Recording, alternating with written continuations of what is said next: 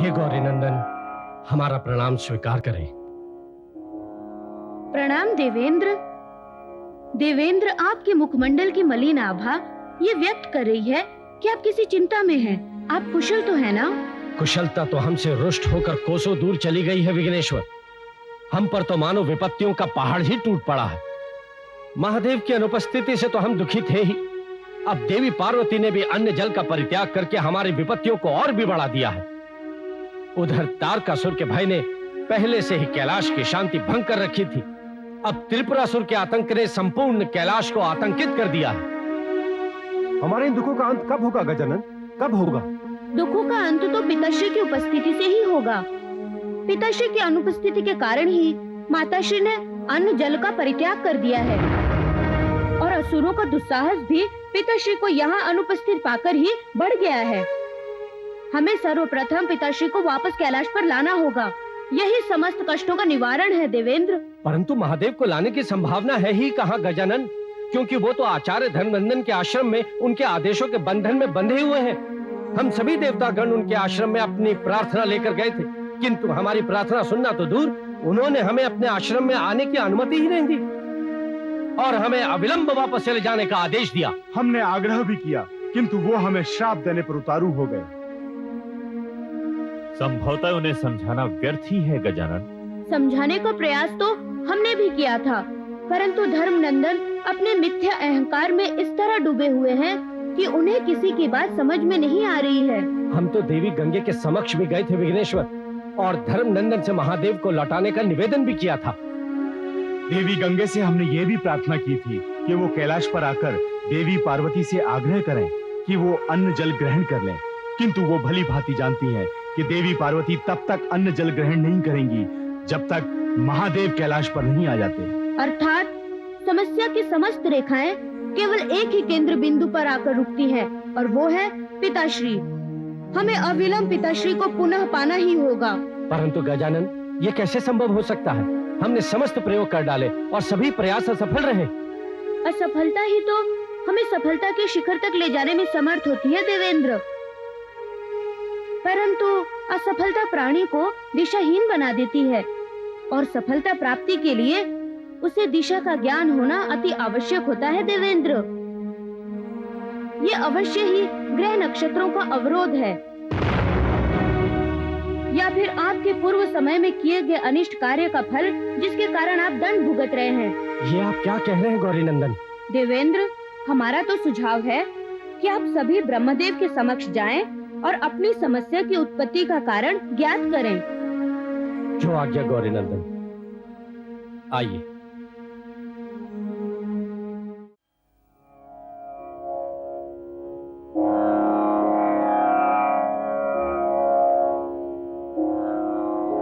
हे ब्रह्मदेव, हमारा प्रणाम स्वीकार करें। कल्याण भवतु। आज अकस्मात हमारा स्मरण कैसे हो गया? स्मरण तो सदैव रहता है जगत पिता। जब भी समस्याओं का समाधान नहीं हो पाता है, हमें आपकी शरण में आना पड़ता है।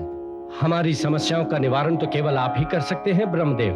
दुख और सुख तो प्राणी मात्र के जीवन के अभिन्न अंग हैं देवेंद्र, जो जीवन में क्रमशः धूप छांव बनकर आते जाते रहते हैं। प्राणी को सुख की घड़ी में मानसिक संतुलन नहीं खोना चाहिए और दुख में कदापि विचलित नहीं होना चाहिए। विचलित कैसे न हो ब्रह्मदेव? इस प्रकार अपने लोक और स्वजनों को छोड़कर रहना कितना अपमानजनक और पीड़ादायक होता है।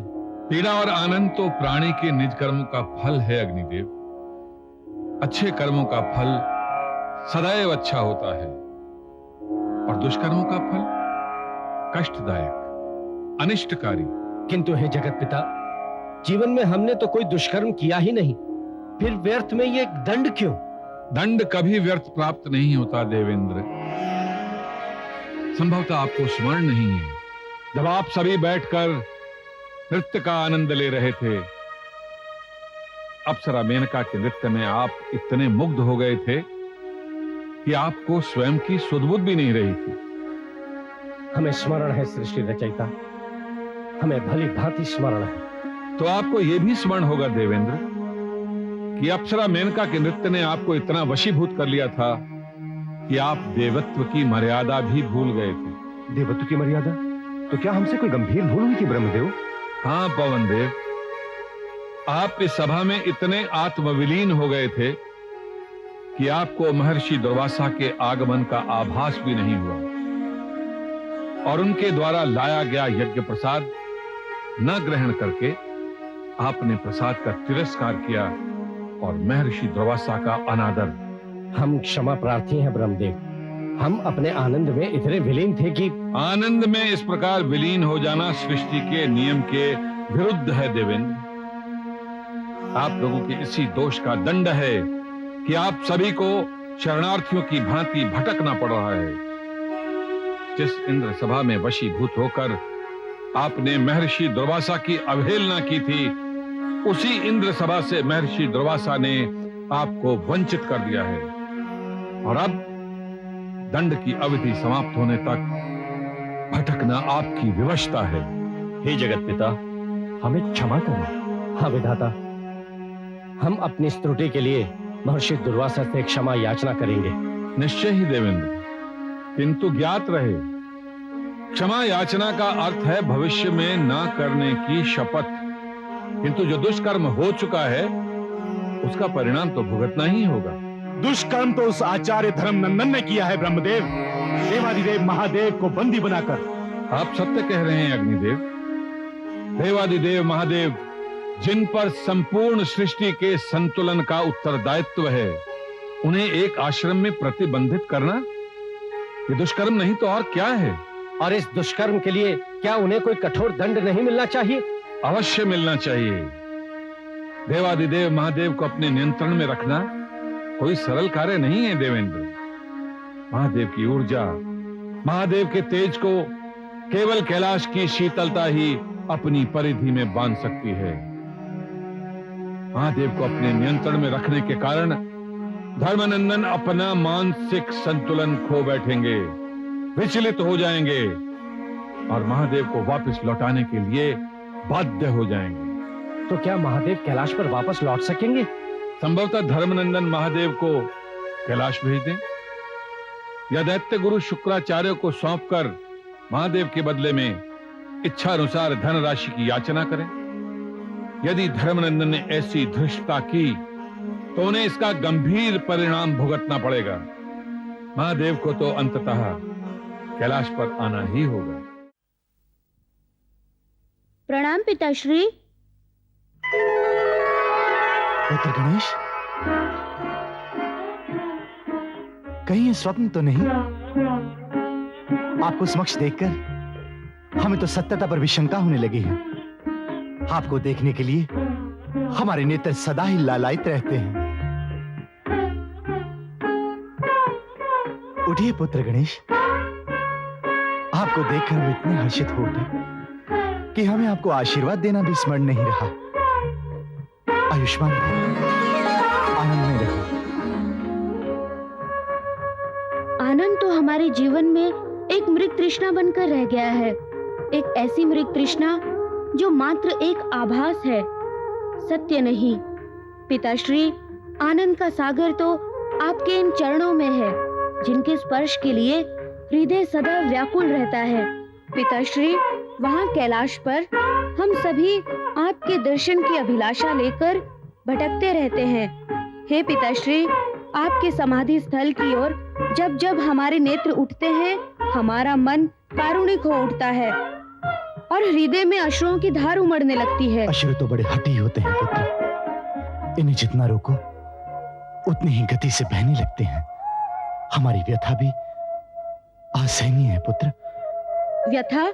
उस पुत्र की कल्पना कीजिए पिताश्री, जिसकी जीवा माताश्री और पिताश्री कहने के लिए तरस गई हो।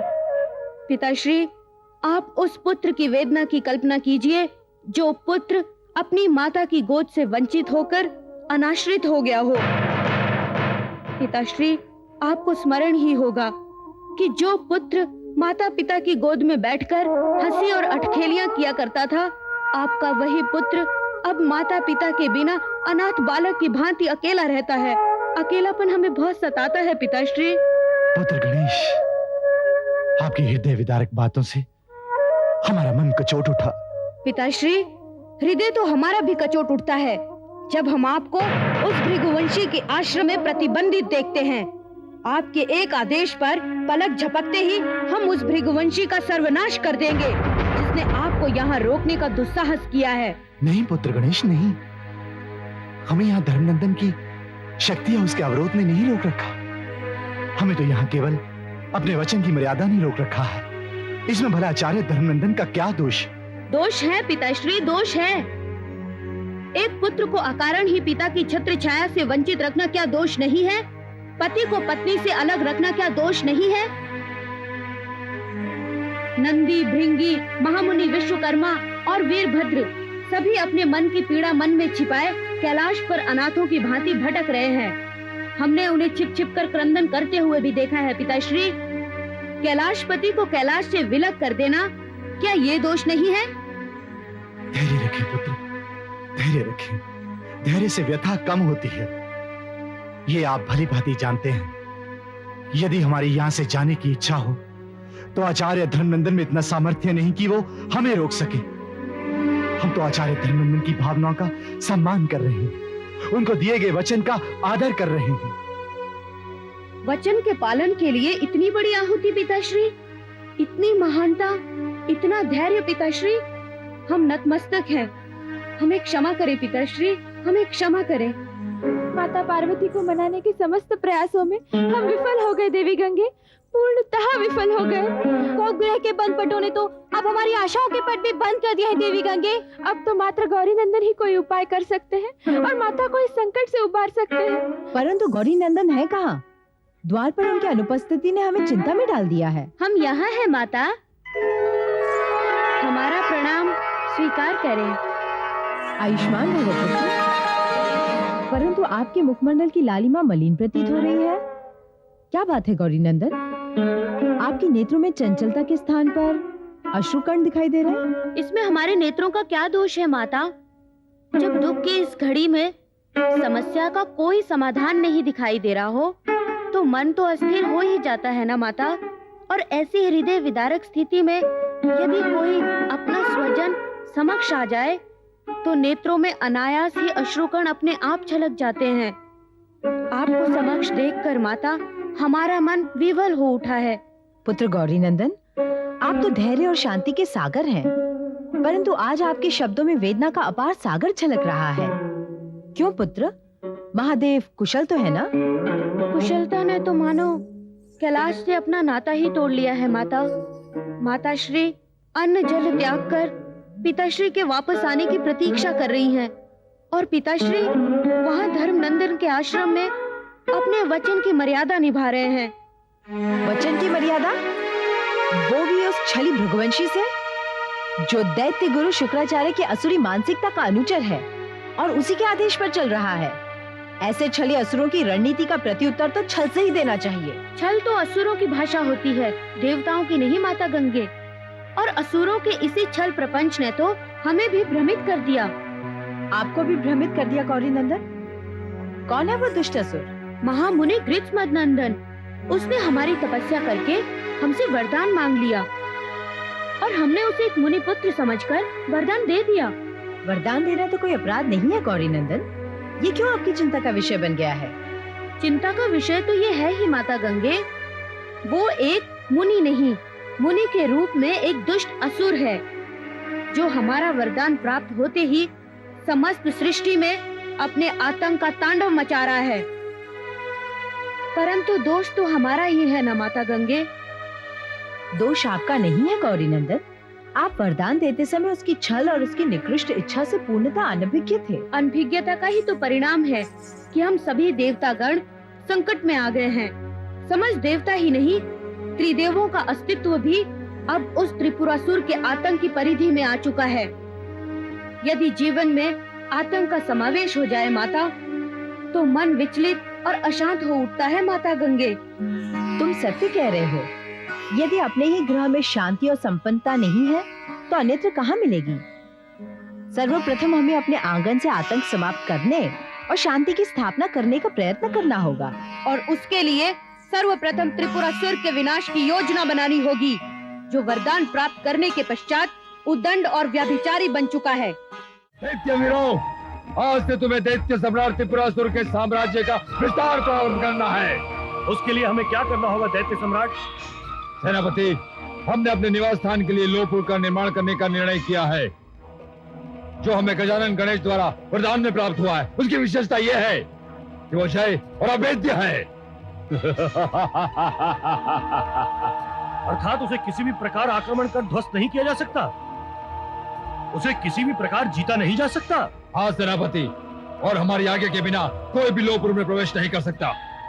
सेनापति, वास्तु शास्त्र के अनुसार किसी भी भवन या दुर्ग का निर्माण करने से पूर्व उस स्थान की शुद्धि करना अनिवार्य है जहां निर्माण करना है। और हम चाहते हैं कि तुम निर्माण स्थल पर जाने से पूर्व मार्ग में पड़ने वाले आश्रमों से ऋषि मुनि को साथ लेकर जाओ और यज्ञ द्वारा उस स्थान की शुद्धि कराओ, जैसा दैत्य सम्राट का आदेश। सेनापति, ध्यान रहे, यज्ञ कराते समय हमारे नाम का मंत्रोच्चारण होना चाहिए, अर्थात दैत्य सम्राट त्रिपुरासुर के नाम का। और बलि चढ़ाने के लिए पशुओं की व्यवस्था भी चाहिए, ये हमारा आदेश है। और ध्यान रहे, हमारे आदेश की अवहेलना न होने पाए, अन्यथा तुम भली भांति जानते हो त्रिपुरासुर सब कुछ सहन कर सकता है, किंतु अपने आदेश की अवहेलना कदापि सहन नहीं कर सकता। जाओ। जो आज्ञा दैत्य सम्राट।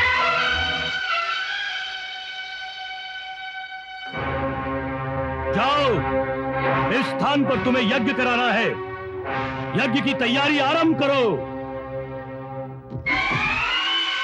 ध्यान रहे कि स्थान की शुद्धि के लिए दैत्य सम्राट त्रिपुरासुर के नाम का उच्चारण ही होना चाहिए, और यदि किसी ने भी किसी भी देवी देवता के नाम का उच्चारण किया तो उसके परिवार के किसी भी व्यक्ति को जीवित नहीं छोड़ा जाएगा। किंतु दैत्य सम्राट त्रिपुरासुर के स्मरण के लिए कोई मंत्र ही नहीं बना है। नहीं बने हैं तो बनाओ, किंतु मंत्रोच्चारण तो उनके ही नाम का होगा। ये हमारे दैत्य सम्राट का आदेश है। कौन हो तुम लोग? किस प्रकार का आयोजन कर रहे हो यहाँ? क्या हम तुम्हें पशु पक्षी दिखाई दे रहे हैं पुरोहित? हमसे इस प्रकार वार्ता करने का परिणाम जानते हो तुम? परिणाम की चिंता कायर और निर्बल किया करते हैं, दैत्य नहीं। अपनी जीवन रक्षा चाहते हो तो बंद करो ये सब और शीघ्र चले जाओ यहाँ से। ये यज्ञ दैत्य सम्राट त्रिपुरासुर की आज्ञा के अनुसार हो रहा है, और उनकी आज्ञा का उल्लंघन करना अपने प्राणों की आहुति देना है पुरोहित। परंतु हमारी भूमि पर हमारी आज्ञा के बिना क्यों किया जा रहा है ये यज्ञ? स्थान शुद्धि के लिए आचार्य, और आप जानते हैं कि हम यहाँ लोहपुर का निर्माण करना चाहते हैं, और आप ये भी जानते होंगे किसी भी निर्माण से पूर्व भूमि पूजन और स्थान की शुद्धि के लिए यज्ञ हवन करना अनिवार्य होता है। अतः यहाँ हमारे नाम का जाप करके यज्ञ में आहुतियां दी जाएगी तो स्थान शुद्ध होगा। परंतु ये तो हमारी पवित्र भूमि है, यहाँ तो सदा सर्वदा देवताओं का निवास रहता है। इसी कारण यहाँ यज्ञ किया जा रहा है, जिससे किसी भी देवता का वास यहाँ न रहे। हमने तुम्हें पूर्व में भी चेतावनी दी थी आचार्य, कि आगे से हमारे अतिरिक्त किसी की भी पूजा आराधना करनी प्रतिबंधित होगी। परंतु क्या तुम्हें ज्ञात नहीं त्रिपुरासुर कि देवताओं का पूजन चिरंतन काल से होता आया है, उन्हीं के मंत्रों से यज्ञ संपूर्ण होता है। आचार्य, यज्ञ पूर्ण अब दैत्य सम्राट त्रिपुरासुर के मंत्रोच्चारण से होगा, मात्र दैत्य सम्राट त्रिपुरासुर के। ध्यान रहे। परंतु अपने नाम के मंत्र तुम लाओगे कहां से? मंत्र और श्लोक हम नहीं, आप लाएंगे आचार्य, आप। आप बनाओगे हमारे नाम के, दैत्य सम्राट त्रिपुरासुर के नाम के मंत्र और श्लोक। परंतु क्या तुम्हें ये तनिक भी आभास नहीं त्रिपुरासुर कि देवाधिदेव महादेव अब भी हमारे अधीन है और हमारे आश्रम में साधनारत है? आपका आश्रम?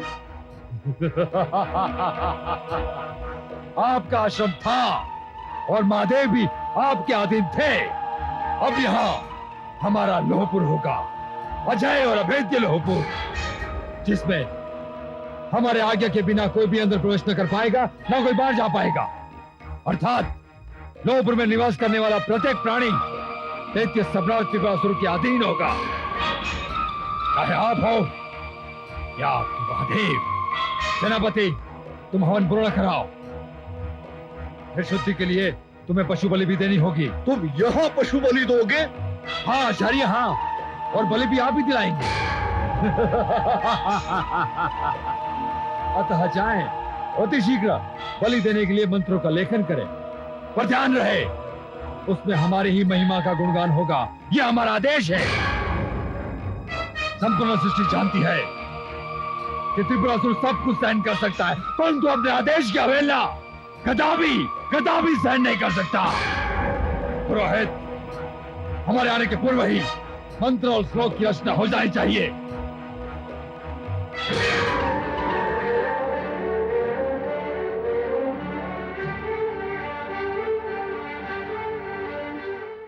क्या हमें भी शुक्राचार्य की भांति दैत्यों का साथ देना होगा? क्या त्रिपुरासुर को महिमा मंडित करने वाले मंत्रों का सृजन करना होगा हमें? नहीं, कदापि नहीं। हम कदापि अपने आप को इस प्रकार कलंकित नहीं होने देंगे। हे प्रभु, हे विधाता, ये आपने कैसे धर्म संकट में डाल दिया हमें।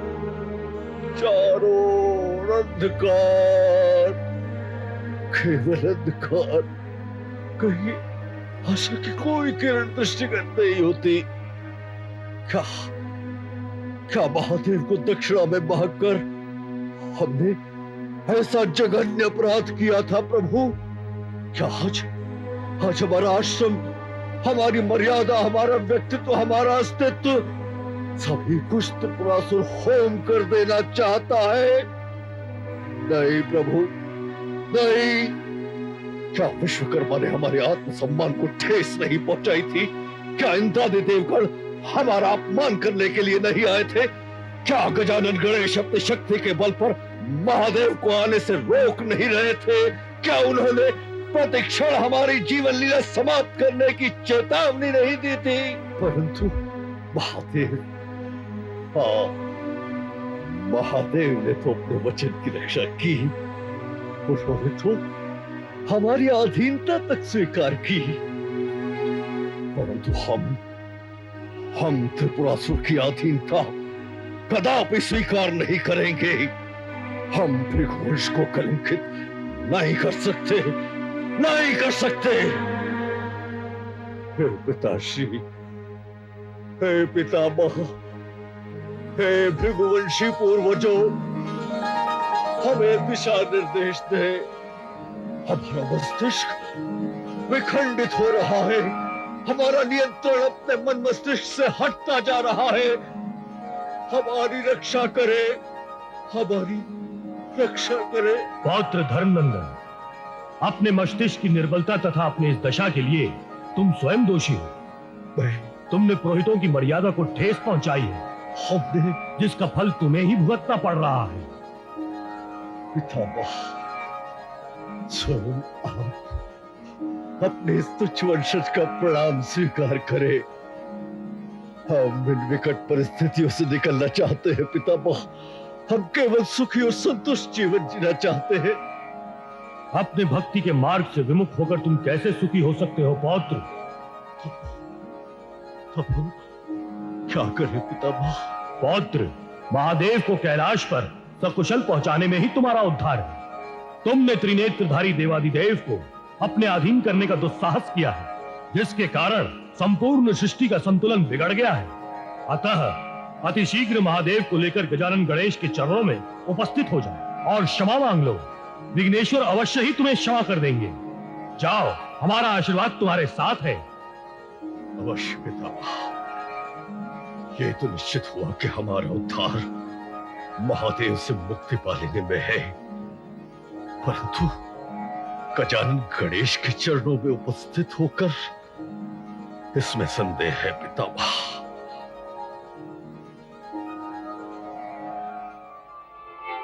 अंततः वंश ही वंश के काम आता है।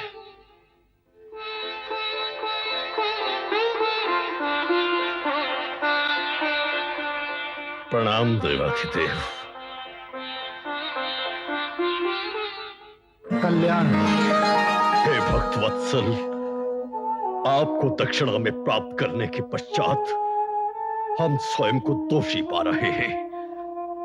हे देव, अब आपसे मुक्ति प्राप्त करना ही हमारा एकमात्र उद्देश्य रह गया है। क्यों आचार्य धर्मनंदन, हमारी उपासना करते करते थक गए? थक नहीं गए हैं, हमें थकाया गया है भगवान। हमारे विरुद्ध निरंतर षड्यंत्र रचा जा रहा है। कौन रच रहा है आपके विरुद्ध षड्यंत्र? आप तो अंतर्यामी हैं प्रभु, भली भांति जानते हैं कि कौन हमें विक्षिप्त बनाने का षड्यंत्र रच रहा है। उससे पूर्व कि धन संपदा के लोभ में आपसे मुक्ति पाने के लिए हम कोई अनुचित विचार करें, हम आपको वचन मुक्त करते हैं प्रभु। आप इच्छा अनुसार जहां जाना चाहे इसी क्षण जा सकते हैं। आचार्य धर्मनंदन, इस प्रकार की वार्ता करके आप हमारे वचन की मर्यादा का अपमान कर रहे हैं। हम तो स्वयं अपमान के ऐसे भंवर में फंस गए हैं प्रभु कि कुछ समझ नहीं पा रहे। केवल यही समझ पा रहे हैं कि हमें अब आपसे निवृत्ति चाहिए प्रभु, निवृत्ति चाहिए। इस किंचन दास पर कृपा करें प्रभु, हमें अपनी सेवा से मुक्त करें। अब हमारी ओर से मुक्ति का तो प्रश्न ही उत्पन्न नहीं होता आचार्य। स्मरण कीजिए आचार्य धर्मनंदन, हमें भार स्वरूप आप पर थोपा नहीं गया था, आपने हमें दक्षिणा में मांगा था। अतः सब कुछ आपकी इच्छा पर ही निर्भर है। हमारी इच्छा पर ही सब कुछ निर्भर है प्रभु, और यदि हमारी इच्छा आपको दैत्य गुरु शुक्राचार्य को सौंपने की हुई तो? यदि विधि के विधान में यही लिखा है कि हमें शुक्राचार्य की अधीनता स्वीकार करनी होगी, तो हम अपने वचन का पालन करने के लिए यह भी करेंगे आचार्य धर्मनंदन। क्यों महाप्रभु, किस लिए आप शुक्राचार्य की अधीनता स्वीकार करेंगे? क्या केवल अपने वचन के हेतु? वचन का पालन कोई तुच्छ वस्तु नहीं है आचार्य धर्मनंदन, जिसे आप मात्र कहकर इंगित कर रहे हैं। परंतु आप हमें धर्म संकट में क्यों डाल रहे हैं प्रभु? हमें छोड़कर कैलाश पर क्यों नहीं चले जाते कैलाशपति? पुत्र, भार्या, कुटुंब और कैलाश को छोड़कर हम तो आपके साथ चले आए थे आचार्य धर्मनंदन। तब तक हम कैलाश पर नहीं जाएंगे जब तक आप स्वयं हमें कैलाश पर छोड़कर नहीं आएंगे। नहीं प्रभु नहीं, यह असंभव है। हम स्वयं कदापि आपको कैलाश पर लेकर नहीं जाएंगे। परंतु क्यों आचार्य धर्मनंदन, क्यों? देखना चाहते हैं प्रभु कि हम आपको कैलाश पर लेकर जाना क्यों नहीं चाहते? तो अवश्य देखें प्रभु, परंतु आपको शांत रहना होगा। केवल देखना होगा कि कैलाश में क्या घटित हो रहा है। तत्पश्चात आपको स्वयं निर्णय लेना होगा प्रभु। ठीक है आचार्य धर्मनंदन, जब तक आवश्यकता नहीं होगी हम नहीं बोलेंगे, किंतु उसके पश्चात जो भी निर्णय होगा वो हम दोनों को मान्य होगा। देवेंद्र, वो देखिए देवाधिदेव महादेव और आचार्य धर्मनंदन। ये दृश्य तो वास्तव में अविश्वसनीय है अग्निदेव। देवेंद्र, कहीं ऐसा तो नहीं आचार्य धर्मनंदन को हमारे द्वारा किए जाने वाले आक्रमण की योजना का आभास हो गया हो, और वो हमारे आक्रमण से पूर्व ही महादेव के साथ यहाँ युद्ध के लिए उपस्थित हो गया है? संभवतः महादेव के होते धर्मनंदन को किसी भी प्रकार के अस्त्र शस्त्र का भय तो होगा ही नहीं। ऐसे में हमें क्या करना चाहिए देवेंद्र? हमें किसी भी प्रकार महादेव को धर्मनंदन से दूर करके धर्मनंदन पर प्रहार करना होगा। पवन देव, आप अति शीघ्र इस बात की सूचना गौरी नंदन को जाकर दें। जो आज्ञा देवेंद्र। धर्मनंदन, महादेव को कैलाश की सीमा में लाकर तुमने भयंकर भूल की है। अब तुम महादेव को वापस नहीं ले जा पाओगे। स्मरण रहे देवेंद्र कि देवाधिदेव महादेव अब भी हमारे अधीन है, और जब तक ये स्थिति है हम ब्रह्मांड में कहीं भी भय मुक्त होकर विचरण कर सकते हैं। नहीं धर्मनंदन, नहीं, हमें भय के भंवर में धकेलकर आप कदापि भय मुक्त नहीं रह सकते। हाँ आचार्य, गजानन गणेश द्वारा रचित सुरक्षा चक्र के भीतर तुम अपनी तथा दैत्य गुरु शुक्राचार्य द्वारा प्राप्त आसुरी शक्तियों को अपने मन से निकाल दो, क्योंकि अब तुम इसका प्रयोग नहीं कर पाओगे। अतः तुम्हारे लिए अच्छा यही होगा कि तुम महादेव को छोड़कर चले जाओ। सावधान देवेंद्र, आत्मरक्षार्थ उठाया गया हमारा शस्त्र कदापि निष्फल सिद्ध नहीं होगा, वर्तमान में और न भविष्य में। ये तो समय ही बताएगा आचार्य। अब हमारी अंतिम चेतावनी सुन लो, या तो महादेव को हमें सौंप कर वापस लौट जाओ, या फिर हमारा प्रहार सहन करने के लिए तैयार हो जाओ। रुक जाइए, लज्जा आती है हमें आप सबको वीरगण कहते हुए। दानवी प्रहारों ने आप सबको दैत्य से भी निकृष्ट बना दिया है। हमारे यहाँ होते हुए आचार्य धर्मनंदन पर प्रहार करने का दुस्साहस आप सबका कैसे हुआ? क्षमा करें महादेव, अन्यथा धर्मनंदन हम पर प्रहार कर देते। मिथ्या भाषण ना कर इंद्रदेव। देवाधिदेव, आप इनके क्रोध से परिचित नहीं हैं। ये अपने श्राप के क्षण भर में हमें भस्म करने की इच्छा रखते हैं। असत्य इंद्रदेव, असत्य। ऐसी कोई भी इच्छा आचार्य धर्मनंदन के मन में नहीं, ये हम भली भांति जानते हैं। देख लिया देवाधिदेव आपने किस प्रकार हम पर लांछन लगाया जा रहा है, हमें अपमानित करने का षड्यंत्र रचा जा रहा है। ऐसी स्थिति में यदि हम आपको कैलाश पर लेकर आना नहीं चाहते थे तो क्या अनुचित कर रहे थे देवाधिदेव? हम आपके कथन से पूर्णतः सहमत हैं आचार्य। देवादिदेव, ये आप क्या कह रहे हैं? हम सत्य कह रहे हैं देवी गंगे, सत्य कह रहे हैं। जिस प्रकार हमें कैलाश पर लाने के लिए आचार्य को बार बार आहत किया गया, उसके पश्चात हमें कोई अधिकार नहीं रह जाता कि हम कैलाश भवन की ओर प्रस्थान करें। इंद्रदेव, हमें लज्जा आ रही है आपके घृणित विचारों पर। देव शिरोमणि होते हुए भी आज आपने समस्त देवताओं को अपराधी की भांति आचार्य के सम्मुख खड़ा कर दिया। देवेंद्र, पिताश्री की उपस्थिति में आचार्य पर शस्त्र उठाने का विचार आपके मन में आया कैसे? आचार्य धर्मनंदन, यदि हमसे आपका कोई अपमान हुआ है तो कृपा करके हमें क्षमा करें। ये आप क्या कह रहे हैं गजानन? आचार्य, निश्चय ही आप भृगुवंश में श्रेष्ठता को प्राप्त होंगे। आपका स्मरण प्रेम और श्रद्धा भाव से किया जाएगा, ये हमारा आशीर्वाद है। हे मां गंगा, आपने तो सकिंचन को जीवन दान दे दिया। आचार्य, ये हम भली भांति जानते हैं कि ये सब ग्रह नक्षत्रों के कारण हुआ है, इसमें किसी का कोई दोष नहीं। आचार्य, हम अपने दुष्कर्मों के कारण आपसे क्षमा मांगने के अधिकारी तो नहीं हैं, परंतु आपसे इतनी प्रार्थना अवश्य करना चाहते हैं कि कृपया महादेव को पुनः कैलाश से अलग न करें। इतने सम्मान के पश्चात महादेव को कैलाश से ले जाने का प्रश्न ही उत्पन्न नहीं होता देवराज। अर्थात आचार्य, आप पिताश्री को प्रसन्नता पूर्वक लौटा रहे हैं? न केवल लौटा रहे हैं, अभी तो क्रोध में आपके प्रति किए गए अभद्र व्यवहार के लिए भी हम क्षमा प्रार्थी हैं विघ्नेश्वर। देखा आप सबने, जिस प्रकार क्षमा मांगने वाला प्राणी क्षमा मांगकर अपनी महानता सिद्ध करता है, उसी प्रकार क्षमा कर देने वाला प्राणी उससे भी अधिक महान होता है। आज आचार्य धर्मनंदन ने क्षमा मांगकर अपनी श्रेष्ठता को सिद्ध किया है। हे आचार्य धर्मनंदन, इसके लिए संपूर्ण कैलाश और समस्त कैलाशवासी सदा सदा के लिए आपके ऋणी होंगे।